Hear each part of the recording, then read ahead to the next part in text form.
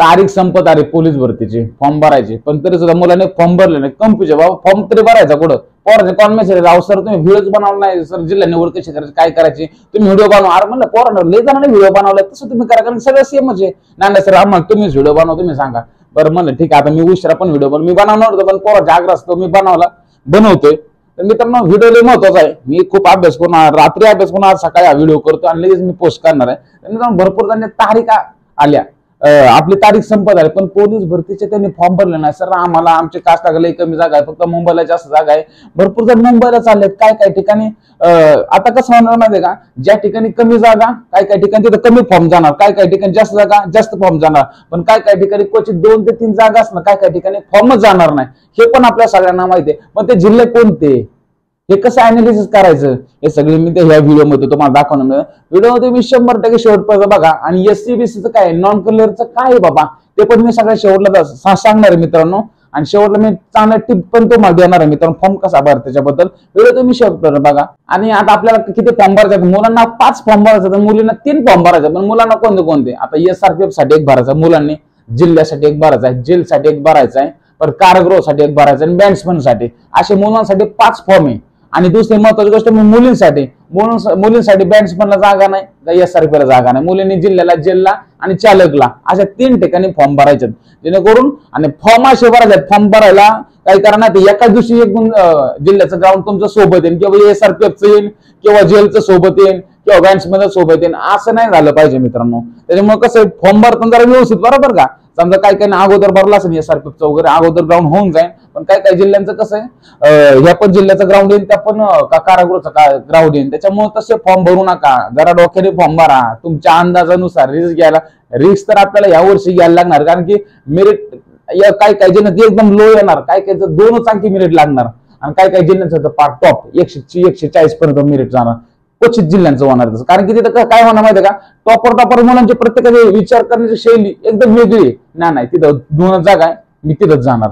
मग काय टॉपर बोल 2 जागेसाठी तिथं समजा 2000 अर्ज आले, आणि प्रत्येकाचं जर 45+ ग्राउंड असेल, तर मेरिट लावणं लय बेकार जाणार ग्राउंडचं, जेणेकरून लेखीला कसं बसायचं. त्याच्यामुळे मेरिट ग्राउंडचं मेरिट जर 47 लागलं त्या ठिकाणी, आणि ते सगळे टॉपर मुलं गेले, टॉपर मुलं समजा एका ठिकाणी गेले, तर इकडचं मेरिट एकदम डाऊन येणार. मागच्या वेळेस डबल फॉर्म भरले सगळ्यांनी, डबल फॉर्म भरले, तर सगळे टॉपर मी पोरं ह्या पण जिल्ह्याला त्या पण जिल्ह्याला सगळीकडे त्यांनी ग्राउंड दिलं, सगळ्यांचं ग्राउंड टॉपर म्हणजे 45. मग मेरिट पण हाय लागलं ना, मेरिट हाय लागलं. ज्यांचे बाबा लेखी चांगले होते, ग्राउंड कमी होतं, ते उडाले. पण आता बेकार काम आहे, समजलं का. आता एकच फॉर्म आहे, एकाच जागेसाठी लढायचं, त्याच्यामुळे लय रिस्की काम आहे. फॉर्म व्यवस्थित भरा. कसा भरते मी तुम्हाला सांगतोच. आता प्रत्येकाला आपापल्या कास्टच्या जागा किती आहे, आता तुम्ही अनालिसिस केलं असेल. नाही बाबा काय करायचे, प्रत्येकाने 5 जिल्हे निवडायचे आपापल्या आपल्या कास्टच्या जागेनुसार आणि रिस्क नुसार. 5 जिल्हे निवडायचे, आणि त्याच्यावरती असा फोकस करायचा की बाबा त्याचे मागच्या प्रश्नपत्रिका कशा पडल्या होत्या, मागच्या 3 ते 4 वर्षाच्या प्रिव्हियस क्वेश्चन पेपर बघायचे, जेणेकरून कसं त्यानुसार आपल्याला बाबा हे सेम पडल्या होत्या कशा, आपला अभ्यास कितपर्यंत झालाय बाबा, आपल्याला 85+ मार्क पडतात का बाबा, ग्राउंडला 40+ मार्क पडतात का, आपले टोटल 125 130 पर्यंत मुलांचे जाते का, हे बघा. आणि जात नसेल तर येत्या 3 महिन्यामध्ये ती घालवायचे, 130+ घालवायचे. तुमच्याकडे 3 ते 4 महिने, 3 ते 9 90 ते 120 दिवस आहे तुमच्याकडे. 120 दिवसामध्ये खूप काय पण होऊ शकतं.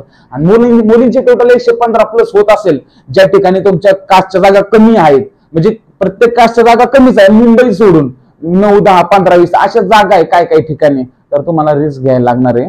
तुम्ही त्या प्रिव्हियस क्वेश्चन पेपर बघा, कसे पेपर छापलेले आहेत, त्यांचं मेरिट बघा, ती मागच्या वेळेस किती मुलं त्या ठिकाणी आली होती, कसं मेरिट लागलं होतं, ग्राउंडचं किती लागलं होतं, टोटल किती लागलं होतं, ह्याच्यावर पण तुम्ही स्टडी करा. सगळं तुम्हाला बघायला लागणार बरं का. सगळंच व्हिडिओमध्ये मला अनालिसिस करता येणार नाही. 36 जिल्ह्यांचं जर समजा अनालिसिस करायचं मला खूप वेळ जाईल, त्याच्यामुळे मी काय अनालिसिस करणार नाही. थोडासा त्रास तुम्ही पण सहन करा. तुम्ही पण जरा डोकं लावा याच्यामध्ये, कोणत्या जिल्ह्याचं मेरिट किती लागलं, किती जागा होत्या, किती मुलं आली होती. काय ठिकाणी फॉर्मच जाणार नाही. काही मुलांचा अभ्यास भरपूर झालेला, काय मुलं ना काय मागच्या वेटिंगला होते, 1 मार्काने 2 मार्काने हुकलेले, त्यांनी काय करायचं. आता मागच्या वर्षी 1-2 मार्काने गेले, मला ह्या वर्षी ते टॉपर असणार आहेत, कारण की त्यांना सगळं माहिती आहे, ह्याच्यातलं मुरलेले आहेत ते. आता त्यांना माहितीये पेपर कसा आहे, तो अभ्यास कसा करायचा, काय मागचे 80 होते ते त्यावेळेस गल्ले केले ते 90+ पडणार, मागचे 40 होते ग्राउंडला त्यावेळेस ते 45 पर्यंत जाणार, कारण त्यांना अनुभव दांडगा अनुभव. मग त्या मुलांनी काय करायचं माहितीये का, म्हणजे समजा तुम्हाला तुमच्याच जिल्ह्यामध्ये भरती होत असेल, आपल्या जिल्ह्यामध्ये भरती व्हायचं म्हणलं कास्टला इथले 10 ते 15 जागा आणि ओपनच्या मिळून इथले तुम्हाला 50 जागा तुम्हाला मिळतील, पण 50 जागामध्ये मित्रांनो तुमचा नंबर लागू शकतो. ते तुम्हालाही माहिती आहे, जे जे व्हिडिओ मागतात त्याच्या डोक्यामध्ये चाललेलं आहे, बाबा मी फॉर्म भरलाय, मला माहितीये माझ्या जागा किती येणार काय येणार, त्याला सगळं माहितीये, पण मला तू रिस्क घ्यायची तिथे, रिस्क शिवाय रिस्क माझ्या नाहीये. आणि याच्यामध्ये काय ज्यांचा अभ्यास नाही ग्राउंड नाही ते मोकरच रिस्क घेणार नाही. भाऊ डॉन एकच आहे, रिस्क घेणार आपण, असले भरपूर जण आहे रिस्क घेणारे, पण आता तुमचा अभ्यासच नाही काय नाही, ते रिस्क घेऊन काय फायदा. रोज पोकळ धमक्या टाकायच्या, मी याव करतो त्याव करतो, हे आता चालणार नाही. तुम्ही ते ग्राउंडलाच फेकले जाणार लांब 30-30, 28 मार्क पडून, समजला का. त्यामुळं ग्राउंडची तयारीला आपण 3 ते 4 महिने पण बाकी, ज्यांचा बाबा 40चं ग्राउंड आहे तो 25 पर्यंत जाऊ शकतो, चांगला वर्कआउट करून टेक्निकने वर्कआउट 35, 40, 42 पर्यंत येऊ शकतो.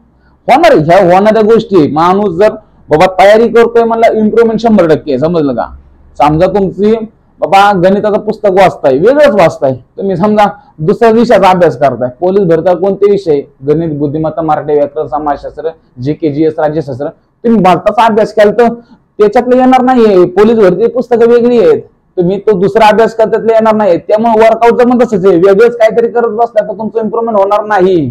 त्यामुळं आपला वर्कआउट काय, पोलीस भरती दृष्टिकोन बाबा 100 मीटरसाठी वर्कआउट काय आहे, 100 मीटरसाठी स्पीड वाढवण्यासाठी आपल्याला स्पाइक वरती प्रॅक्टिस केली पाहिजे, हिल वर्कआउट केला पाहिजे, टायर वर्कआउट केला पाहिजे, पायऱ्या वर्कआउट केला पाहिजे, जिम वर्कआउट केला पाहिजे. अरे हे वर्कआउट त्याच्याशी निगडीत आहे, त्याचा वर्कआउट केला तर त्याचा फायदा होणार आहे, समजलं का. नाही तर भलतच कोणतं शिक्षक भरतीचं तो पुस्तक वाचत बसला तर इथं तुम्हाला महाराष्ट्र पोलीस नियम विचारला तर तुम्हाला येणार आहे का. तुम्ही तर तोच अभ्यास करत बसला, महाराष्ट्र पोलीस कायदा कधीचा, महाराष्ट्र पोलीस यांचं ब्रीद वाक्य कोणतं, तुम्हाला येणार आहे का तेच पुस्तक वाचत बसल्यावर. नाही येणार, अभ्यास त्याच्यात निगडीत करायला लागणार आहे, समजलं का. ते झालं सगळं सर, हे सगळं तुमचं बरोबर आहे, पण डबल फॉर्मचं काय प्रत्येकाच्या डोक्यात झाले नाही. मी भाऊ काहीतरी डोकं लावणार, पण त्याची याला डबल फॉर्मच होणार. पण डबल फॉर्मच्या नादी कोण लागणार माहितीये का, हे हौशी नवशे, समजलं का. कारण कसं डबल फॉर्म समजा चुकून भरला गेला, समजला चुकून भरला गेला तर तुम्ही काही हे नाही करणार तिथं, पण तुम्ही अभ्यास नाही काय नाही म्हणलं तुम्ही पण तिथं फेल होणार आहे. पण ज्याचा अभ्यास चांगला झालाय तो ही रिस्क घेणार नाही.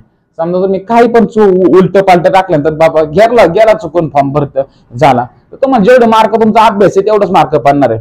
पण जे हुशार मुलं आहे त्यांनी या नादी लागू नका, चुकूनही नादी लागू. समजा भरला गेला तर पुढं समजा काय त्यांची सिस्टीम असेल, सिस्टीम बनवलेली असेल, उपयोग नाही ना. कोणीच भरला नाही डबल फॉर्म, कोणी डबल फॉर्मच्या नादी लागत नाही. पुढे समजा भरला, पुढे सिस्टीमनी तुमचा तुम्हाला पकडले डॉक्युमेंटच्या वेळेस बाबा हे काय आहे, कशाला नसताना कुठं वर्ष व्हायला जाईल, असं करू नका मित्रांनो. ही खूप महत्वाची गोष्ट आहे बरं. डबल फॉर्मचं काय लई जणांच्या डोक्यात टूप पेटायला लागले डबल फॉर्म भरायचा, पण हे सरळ चुकीचं आहे. हे शासनाने सिस्टीमच आता तशी तयार कर, पहिल्यांदा माणसाने 10 फॉर्म भरले हो ते विषय वेगळा, पण आता नाही, समजलं का. तर आता मराठ्यांना आरक्षण मिळेल 10% SC-BC सर्टिफिकेट काढायला शासनाने सांगितलेलं आहे, पण काही ठिकाणी सर SC-BC सर्टिफिकेट काढून मिळत नाही. तर आता पोलीस भरतीची तारीख पण संपण्याची वेळ खूप कमी आली तारीख, आणि त्याच्यामुळे सर आम्ही काय करायचं. तर मित्रांनो तुमची आपल्याला वेळ मुदत वाढून भेटण्याची जास्तीत जास्त शक्यता आहे. त्याच्यामुळे कसं, आणि सरकारनं जरा याच्यावरती लक्ष आहे सरकारचं, आणि मी पण केलेला आहे ईमेल, ज्याला करायचा होता त्यांना मेल केलेला आहे मी. तर थोडं थांबा, तुम्ही लगेच घाई करू नका फॉर्म भरायचे, त्याच्यानंतर मग तुम्ही बघा, जरा तुम्ही थांबा, शेवटच्या दिवसापर्यंत थांबा, शेवटच्या दिवशी फॉर्म भरता येतो, समजलं. त्यामुळं तुम्ही SC-BC वाले तुम्ही जरा पेशन्स ठेवा बॉडीमध्ये, आणि शेवटच्या दिवसापर्यंत थांबायचं 31 तारखेपर्यंत, लईत 30 तारखेपर्यंत. त्याच्यानंतर तर जो काही निर्णय येईल तो आपल्याला घ्यायचा आहे. तर तुम्ही फॉर्म कसा भरायचा ते सांगितलं, जिल्हा कसा निवडायचा ते आम्हाला सांगितलं, SC-BCचं काय आहे ते सांगितलं. पण सर आमचं त्या महिला आरक्षणाचं बाबा ते 30% काय ते भानगड काय ते एकदा मिटून टाका. 30% कसला काय करायचं तेच लई व्हिडिओ बनले, पण आता आपण या व्हिडिओ मध्ये मी बनवतोय SC-ST आणि ओपन वाल्यांना सोडून सगळ्यांना नॉन क्रिमिनल असणं लय महत्वाचं आहे. आणि सगळ्यांना आता काय महिला 30% आरक्षण मागत नाही, तिथं येस नो करतात, फक्त सगळ्यांनी येस करून टाकायचंय. ST SC ओपन वाल्यांनी येस करून टाकायचं, बाकीच्या नॉन क्रिमिनल तर सगळ्यांकडे आहेच की, ते तिथं दाखवायचं, हे बघ बाबा माझं नॉन क्रिमिनल, विषय संपला. हे काहीच वावगं नाही तुमच्याकडं. SC-ST ओपन हे सोडून सगळ्यांना नॉन क्रिमिनल लागते, आणि बाकीच्यांकडे ऑलरेडी आहे.